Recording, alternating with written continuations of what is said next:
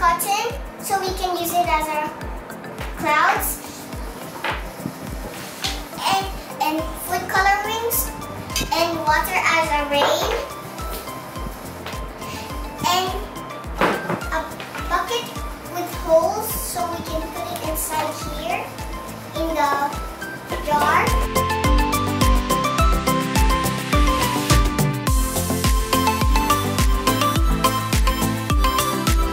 So we are gonna put this bucket inside the jar, and then we'll put some cotton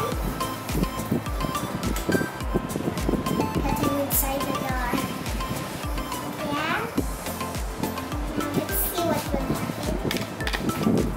And then open the jar and then put this blue food coloring inside the water.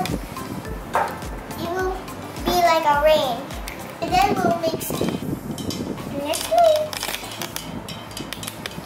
Oh, this looks I think I put too.